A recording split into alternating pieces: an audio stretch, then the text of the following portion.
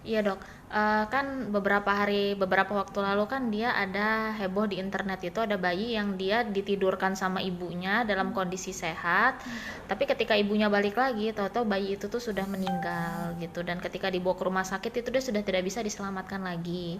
Nah menurut dokter itu apa sih dok penyebabnya? Padahal bayi itu dalam keadaan sehat walafiat gitu loh dok. Heeh. Iya. Jadi memang kasus kematian mendadak pada bayi atau istilahnya kayak sebut sudden infant death syndrome atau SIDS ya, SIDS gitu ya. Itu didefinisikan sebagai kematian mendadak pada bayi berusia kurang dari 1 tahun. Infant itu adalah kurang dari 1 tahun.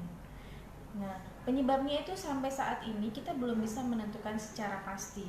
Jadi kita hanya bisa mengetahui resiko. Ya, resiko apa sih yang bisa meningkatkan terjadinya SIDS tersebut. Nah, resiko-resiko itu tentunya banyak yang berkaitan dengan bayi itu sendiri maupun yang berkaitan dengan ibunya, ya. Nah, jadi misalnya berkaitan dengan bayi, misalnya bayi itu misalnya prematur atau kurang bulan, ya, atau lahir dengan bayi berat lahir rendah, jadi beratnya itu tidak sesuai dengan usianya.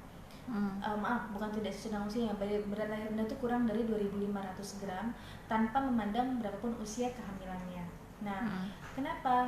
Karena itu dikaitkan dengan kematian mendadak pada bayi itu dikaitkan juga dengan fungsi pengaturan pernafasan di mana di otak tentunya.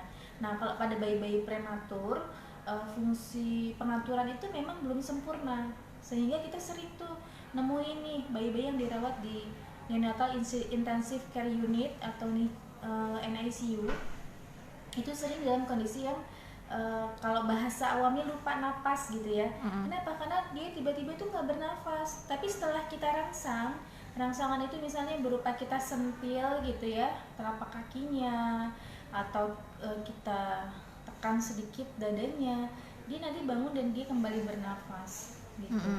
Nah, begitu juga dengan bayi prematur, bayi berat lahir rendah juga tentunya berhubungan juga dengan fungsi pengaturan pernafasannya.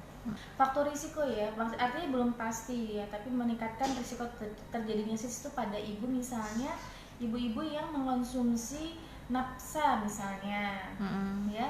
Terus atau saya pernah baca literatur yang usia ibu tersebut masih relatif muda, jadi waktu melahirkan tuh masih ibu muda gitu ya, usianya sekitar kurang dari 20 tahun gitu misalnya. Terus ibu yang misalnya merokok kayak gitu ya, nah itu bisa meningkatkan risiko terjadinya SIDS. Karena kenapa?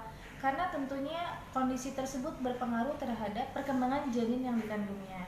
Nah, janin yang dikandungnya ini apabila terpengaruh tentunya nanti ketika dia dilahirkan akan menjadi kondisi yang mempengaruhi bayi yang dilahirkan tersebut. Jangan lupa subscribe ya.